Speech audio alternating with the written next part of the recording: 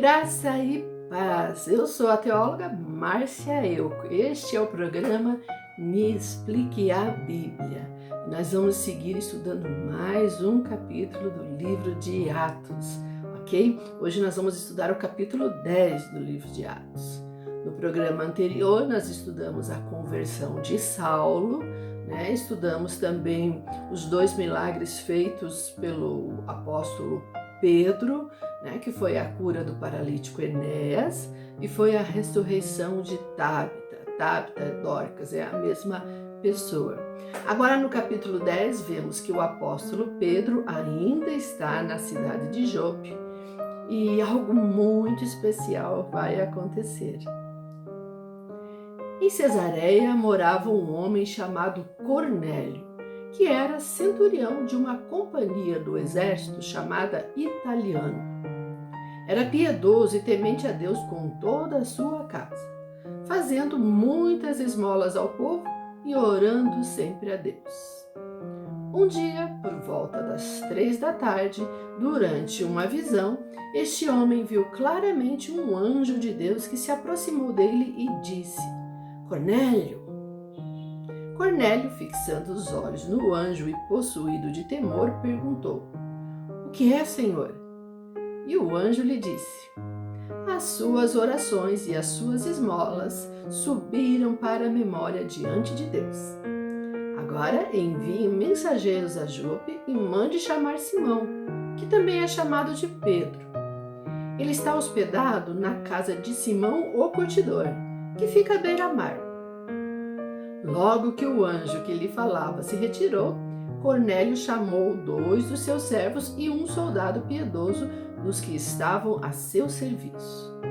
E depois de lhe explicar tudo, mandou que fossem a Jope.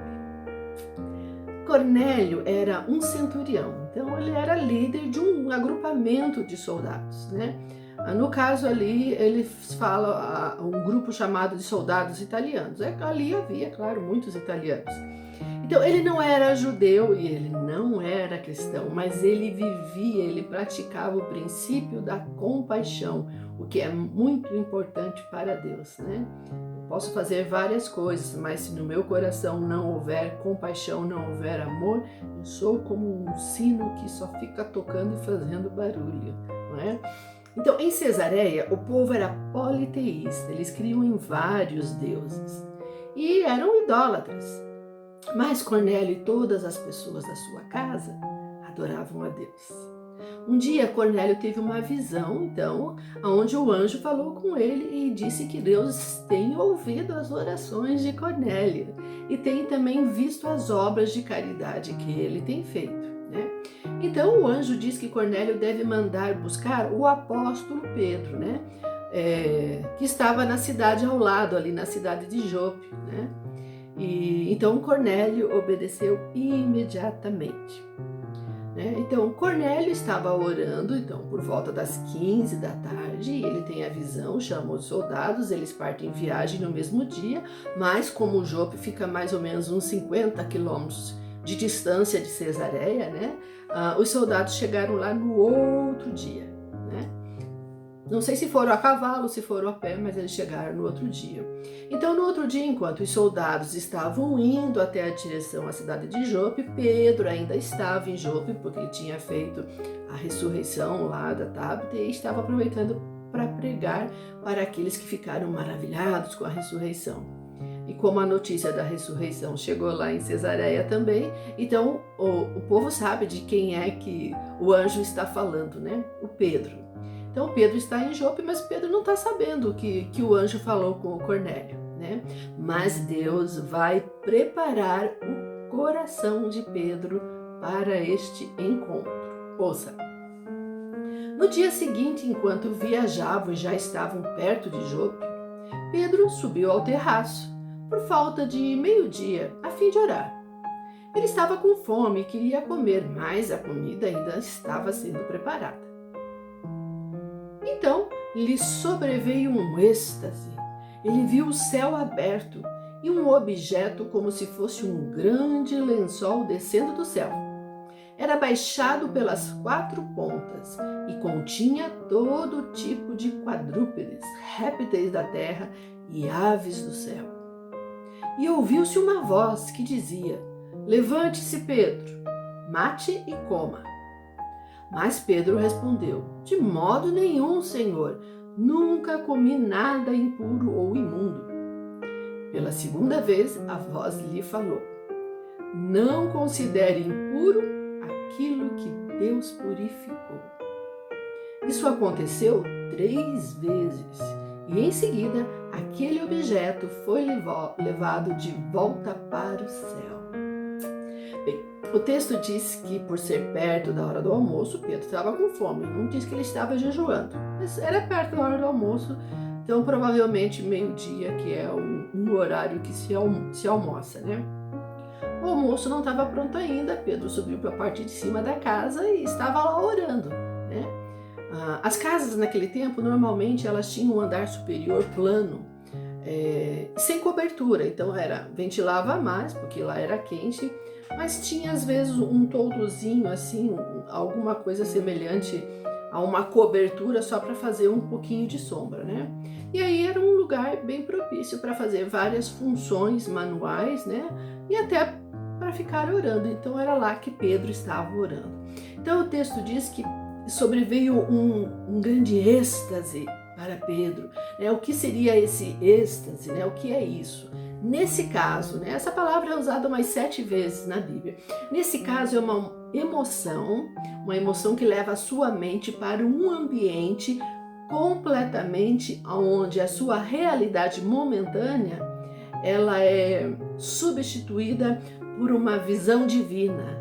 Então, assim, você não está dormindo, você está acordado, mas a sua mente foi tomada e a sua mente está conectada com aquela visão naquele momento. E é claro, foi uma visão divina, né? Então Pedro começou a perguntar a si mesmo se aquela visão que ele teve daqueles animais no lençol, se Deus estava falando para ele que agora ele pode comer todo tipo de carne, todo tipo de alimento, né? Mas não era isso que o texto estava falando. Pedro estava pensando isso, porque os judeus só podiam comer animais de 4 patas, que ruminam e que tem casco aberto, casco fendado. Eles não podiam comer nenhum animal que fosse rastejante, né? E nem todas as aves eram liberadas. Mas na realidade não tinha nada a ver com os alimentos. Esse texto não está falando sobre o que podemos ou não podemos comer, né? Deus estava fazendo Pedro refletir sobre a sua religiosidade. Pedro era um judeu muito cheio de regras, né? Então, da mesma maneira que os judeus determinavam que alguns alimentos eram puros e impuros, e nem tocavam nos impuros, da mesma maneira eles tratavam os gentios. Eles não entravam na casa dos gentios, eles não faziam refeições com o gentio, eles evitavam um relacionamento social mais próximo com os gentios, né? Porque não eram membros do judaísmo, como é o caso de Cornélio e dos soldados que estão prestes a chegar lá onde Pedro está, ok? Então a visão estava preparando Pedro para a missão que ele teria que cumprir em breve. Deus estava avisando Pedro que ele não deveria chamar de impuro aqueles que Deus quer purificar, ok? Então, de antemão, Deus já estava determinando que Cornélio e todos da sua casa deveriam ser informados da aliança da salvação, né? Proporcionada pelo sacrifício de Jesus. Cornélio e todos da sua casa já tinham a compaixão, já oravam a Deus, mas ninguém tinha apresentado para eles ainda a nova aliança, né, que é selada através de Jesus. Então é só o que falta para a família de Cornélio, né, reconhecer Jesus como seu Senhor e Salvador. Então, enquanto Pedro estava refletindo sobre a visão, os homens de Cornélio, que Cornélio tinha mandado, estavam chegando e perguntando por Pedro, né, perguntando onde ele estava. Eles não iam chegar e iam entrando na casa que eles achavam que Pedro estava, justamente por causa disso. Os judeus não recebiam os gentios dentro da sua casa, tá? Então o texto vai dizer o seguinte: enquanto Pedro estava perplexo sobre qual seria o significado da visão, Os homens enviados por Cornélio pararam junto à porta e perguntaram se ali estava hospedado Simão Pedro. Então, enquanto Pedro meditava, o Espírito lhe disse: estão aí 3 homens à sua procura. Portanto, levante-se, desça e vá com eles, sem hesitar, porque eu os enviei. Pedro desceu e disse a eles: eu sou a pessoa que vocês estão procurando. O que os traz até aqui? Então disseram: o centurião Cornélio, homem reto e temente a Deus, e tendo bom testemunho de toda a nação judaica, foi instruído por um santo anjo a mandar chamar você para a casa dele e ouvir o que você tem a dizer. Pedro, então, convidando-os a entrar, os hospedou. Quando o Espírito Santo avisou Pedro sobre os homens que estavam ali procurando ele e disse que foram enviados por ele, Pedro entendeu então, que a bênção vinha do céu, aquela visão vinha do céu, e que ele já entendeu naquela hora que aquela visão dos animais não se tratava de animais, se tratava de pessoas gentias, que ele considerava impuros. Por ser judeu, ele considerava impuros. Então os soldados vão dizer, porque vieram, vão dizer que, olha, Cornélio, ele está em boa conta com os judeus lá em Cesareia, então há um bom relacionamento entre Cornélio e os judeus, para ir meio apaziguando a reação de Pedro. Mas o Espírito Santo já tinha segurado o freio de Pedro antes mesmo deles chegarem, avisando que não era para ele considerar impuro aquilo que Deus está purificando. Então, e o Espírito Santo fala para Pedro: você vai descer lá e vai com eles sem hesitar. Não é nem para questionar, você vai obedecer e pronto, Então Pedro convida eles para pernoitar ali na casa, E olha então que aí já se percebe, que Pedro está obediente, porque de outra forma ele nem recolheria aquelas pessoas que não são judeus para dentro da casa dele, Mas o texto vai dizer assim: no dia seguinte, Pedro se aprontou e foi com eles. Também alguns irmãos dos que moravam em Jope foram junto. No dia seguinte, Pedro chegou a Cesareia. Cornélio estava esperando por eles. Ele havia reunido seus parentes e os amigos mais íntimos. Bem, então eles viajaram o dia inteiro, Saíram cedo, viajaram o dia inteiro, só chegaram no outro dia em Cesareia.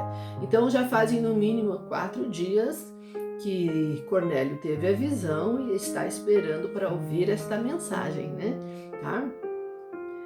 O Cornélio deixou um povo lá preparado, porque ele estava muito empolgado para ouvir a mensagem de Deus. O Cornélio fez algo que nós chamamos hoje em dia, deixou uma célula pronta, deixou um grupo familiar pronto, Deixou um pequeno grupo pronto ali para ouvir a mensagem. Quando Pedro estava por entrar, Cornélio foi ao seu encontro e, prostrando-se aos pés dele, o adorou. Mas Pedro o levantou, dizendo: levante-se, porque eu também sou apenas um homem. Falando com ele, Pedro entrou e encontrou muitas pessoas reunidas ali. Cornélio se prostrou porque a cultura daquela cidade era politeísta e pagã. Eles se ajoelhavam diante de deuses e eles acreditavam que alguns homens eram filhos de deuses, eram semideuses, semidivinos, Então eles reconheciam essas pessoas pelos seus poderes sobrenaturais. Cornélio tinha ouvido falar da fama dos apóstolos, tinha ouvido falar da fama de Pedro, que ele tinha curado um paralítico, tinha ressuscitado uma mulher na cidade vizinha. Então é possível que ele pensou que Pedro era um semideus, de fato ele estava diante de um filho do poderoso Deus, mas não do jeito que ele pensava, Mas também não podemos esquecer que Cornélio era militar, e os militares, hierarquicamente sempre demonstravam respeito ao superior, através de se prostrar, abaixar a cabeça, Então essa foi a atitude natural de Cornélio. ok? Mas Pedro explicou para eles que ambos são homens. Eu não sou semideus, você é um homem e eu também sou um homem, né? Então somos homens comuns, tá? Mas eu queria destacar aqui o seguinte, esta não é a única passagem bíblica onde um dos apóstolos pede que não se ajoelhem, não se prostrem diante deles, né? Homens e mulheres não devem ser adorados, e essa realidade não muda depois da morte, né? Então, Pedro, Paulo, João, eles não aceitaram que se prostrasse diante deles e que os adorassem, né? Em vida, enquanto estavam ali atuantes, quanto mais agora que estão mortos, né? Aguardando, assim como todos, né? O dia em que a plenitude do reino de Deus vai se manifestar, ressuscitaremos e estaremos com Cristo Jesus.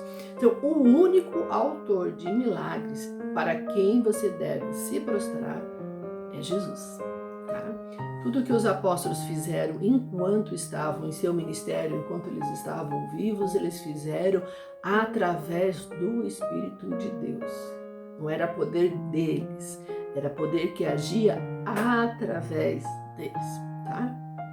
Lembra bem assim, quando Jesus estava lá na sua tentação dos 40 dias, logo após o batismo, uma das coisas que Satanás pediu foi que Jesus se prostrasse diante dele, né? E a resposta de Jesus é: só devemos adorar e nos prostrar diante de Deus. Essa é a realidade dos servos de Jesus, dos cristãos, dos imitadores de Jesus. Nós só nos ajoelhamos diante do Senhor, só, ok? Pedro disse a eles: vocês bem sabem que um judeu está proibido de se juntar a um gentio ou de entrar na casa dele. Mas Deus me mostrou que não devo considerar ninguém impuro ou imundo. Por isso, uma vez chamado, vim sem vacilar.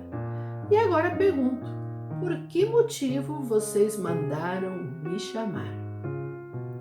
Pedro confirmou nestes versículos que de fato a visão dos animais, puros e impuros, era apenas um enigma, pois na realidade Deus estava falando para ele sobre pessoas que ele repudiava, tá? Deus estava ensinando Pedro que quem define quem é puro ou impuro não é Pedro, não são os judeus. Quem define isso é o próprio Deus. Cornélio respondeu: faz hoje 4 dias que, mais ou menos por esta hora, às 15 horas, eu estava orando em minha casa. De repente se apresentou diante de mim um homem vestido com roupas resplandecentes, que disse: Cornélio, a sua oração foi ouvida e as suas esmolas foram lembradas na presença de Deus. Envie, pois, alguém a Jope e mande chamar Simão Pedro. Ele está hospedado na casa de Simão, o curtidor, que fica à beira-mar. Portanto, sem demora, mandei chamá-lo, e você fez muito bem em vir.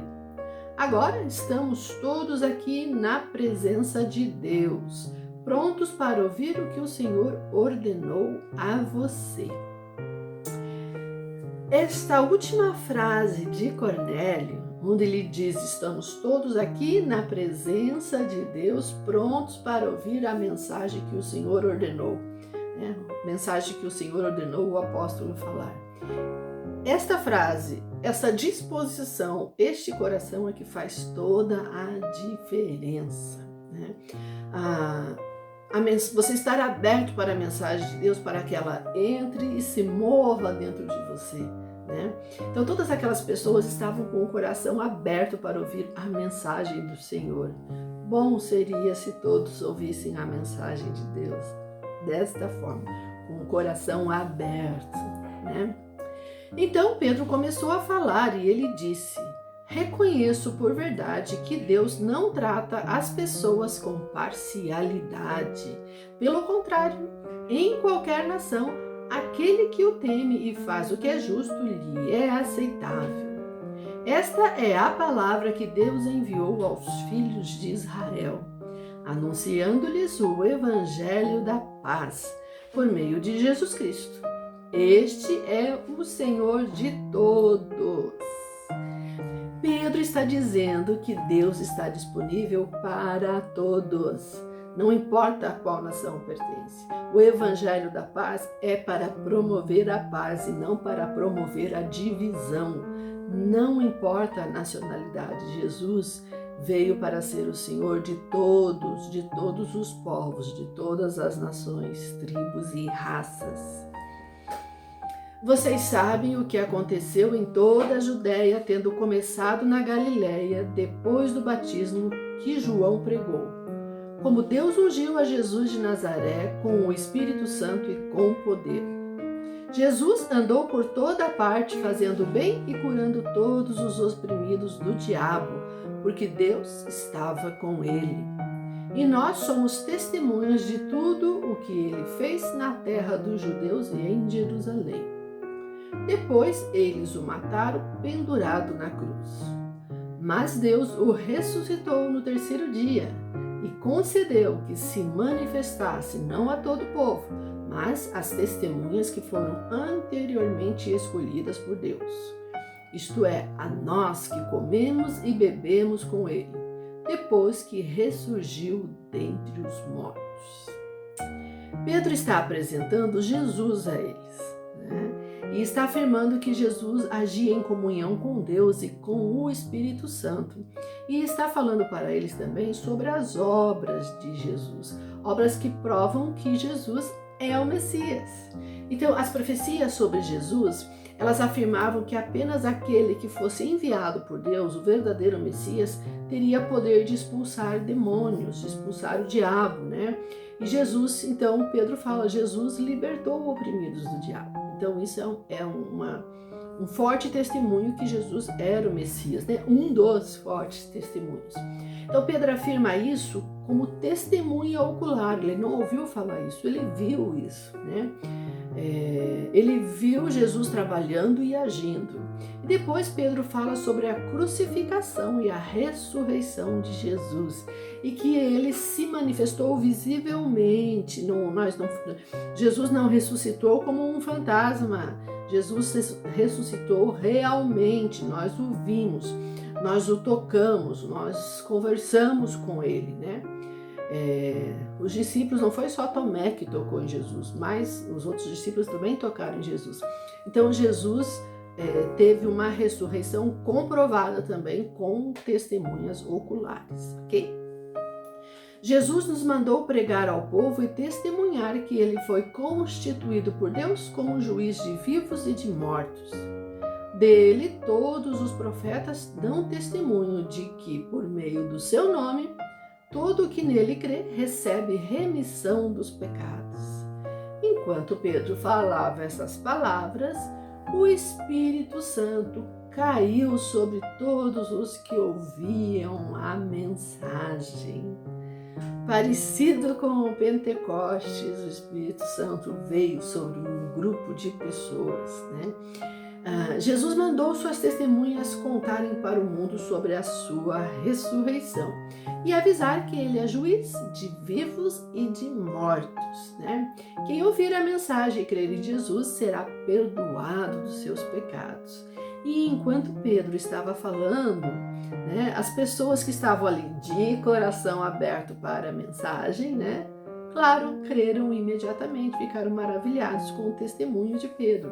E aí, nesse momento que eles creram, o coração deles creu, a mente deles creu, e Pedro ainda estava falando, o Espírito Santo os batizou, né? E eles receberam Jesus como Senhor, e o Espírito Santo também os recebeu, né? Então, no mesmo momento que eles receberam Jesus, o Espírito Santo também os recebeu, né? O texto vai dizer o seguinte: e os fiéis que eram da circuncisão, que tinham vindo com Pedro, admiraram-se, porque também sobre os gentios foi derramado o dom do Espírito Santo, pois eles os ouviam falando em línguas e engrandecendo a Deus. Fiéis da circuncisão, como o texto diz, são aqueles homens que vieram de viagem junto com Pedro, lá de Jope, acompanhando ele. Eram judeus que eram circuncidados. Já tinham se tornado cristãos, mas a vida de judeu e de circuncisão aconteceu antes da conversão ao cristianismo, né? Então, os judeus da circuncisão. Então, tanto Pedro quanto eles criam em Jesus, eram cristãos, mas ficaram admirados pelo fato do Espírito Santo vir sobre aqueles gentios, né? O batismo com o Espírito Santo ele foi visível, por quê? Porque as pessoas da casa de Cornélio, claro, inclusive o próprio Cornélio, começaram a adorar, a glorificar apenas um Deus, o verdadeiro Deus, né? É um momento onde eles estão deixando todo aquele politeísmo para trás, todos aqueles deuses que eles criam e estão focando o seu coração, a sua mente, a sua fé no único e verdadeiro Deus, né? E aí eles começam a falar e a fazer essa adoração em outras línguas, em outros idiomas, né? Por quê? Porque o Espírito Santo veio sobre eles e o Espírito Santo ele vem para nos capacitar para propagar a mensagem. Então aquelas pessoas que estavam na casa de Cornélio se converteram, inclusive o Cornélio, receberam o batismo do Espírito Santo, receberam também dons, inclusive de falar novos idiomas, e agora eles também vão ser mensageiros do Evangelho, né? Também receberam e provavelmente aos poucos vão reconhecendo outros dons recebidos do Espírito Santo, né? Nem sempre quando o Espírito Santo nos batiza, automaticamente vamos falar línguas estrangeiras, né? Outros idiomas, outros dialetos. Mas nesse caso, e no caso de Pentecostes, que era um momento onde a igreja estava começando e tinha que se ser propagado além das fronteiras, então o Espírito Santo deu esse dom para eles falarem outros idiomas. Então Pedro disse: será que alguém poderia recusar a água e impedir que sejam batizados estes que, assim como nós, receberam o Espírito Santo? E ordenou que fossem batizados em nome de Jesus Cristo. Então lhe pediram que permanecesse com eles por alguns dias. Pedro era um homem com certo preconceito com os gentios. Ele jamais teria tomado a iniciativa de entrar na casa de um gentio para pregar o evangelho, né? Todo judeu pensa que o Messias é só para aquele povo, aqueles israelitas, para os judeus. Mas acontece que o próprio Senhor já falou que é para todos os povos. Jesus é o Senhor de todos os povos, né? Então, Pedro não entraria de espontânea vontade na casa de um gentil, muito menos de um militar, sendo que os judeus estavam debaixo do domínio romano e uma forma de Roma exercer esse domínio era através dos seus militares, né? Mas este capítulo deixa bem claro que não temos o direito de escolher quem deve ouvir a mensagem. Você não escolhe quem deve ouvir a mensagem, você fala a mensagem. Porque o sacrifício de Jesus foi por todas as pessoas, até mesmo por aquela que nós consideramos indignas. Você pode achar que uma pessoa por este ou por aquele pecado é indigna de ouvir a mensagem do Evangelho. Eu diria que todos são pecadores, só muda os pecados. Alguns pecados são mais visíveis e outros pecados são mais escondidos. Então, às vezes, pensamos que alguém é indigno por causa do que ele faz na vida dele. Mas, às vezes, aquele que faz pecados escondidos e que parece tão santo aos olhos dos outros é mais pecador, né? Então, a nossa função é semear a boa semente. E é Deus quem irá regar e dar o crescimento para que essas sementes germinem, cresçam, comecem a dar frutos, né? Todos aqueles que recebem Jesus como Senhor serão habitados pelo Espírito Santo, porque é o Espírito Santo que vai fazer aquela transformação na nossa mente, na nossa personalidade, no nosso caráter, né? E isso já é uma grande misericórdia do Senhor, né? Nos dar um consolador, um ajudador para nos ajudar nesse processo, né? Ok? Bem, se você gostou desse estudo, me ajude a compartilhar esses estudos nas redes sociais. Esse é um trabalho voluntário, esse é um trabalho sem custo nenhum, é uma maneira da gente ajudar as pessoas a entenderem os textos bíblicos. Às vezes o texto bíblico é um pouco confuso, ou às vezes tem texto que precisam um pouco de conhecimento da história, ou um contexto cultural. Eu sei que a mensagem é para todos. Para algumas pessoas é muito fácil entender, para outras são difíceis. E vocês não podem esquecer também que algumas pessoas, elas não foram alfabetizadas, elas não conseguem ler a Bíblia. Então, os vídeos são uma maneira de ajudar a propagar a mensagem. Não é? A pessoa vai escutar a mensagem. Se a pessoa tem deficiência visual, ela não pode ler ou não tem acesso a uma Bíblia em braille, ela está escutando o estudo bíblico através do vídeo e através do áudio, né? Então, quem pode assistir, assiste, quem pode só ouvir, ouve, e assim nós vamos falando da mensagem da salvação. Amém? Que a graça de Deus esteja com todos aqueles que amam Jesus. Se você ainda não tem uma intimidade com Jesus, ainda não o conheceu, abra o seu coração para a sua mensagem. Deixe ele te explicar quem ele é, deixe ele se apresentar para você, e você vai ver que ele é tudo o que você precisa. Seja abençoado em nome de Jesus.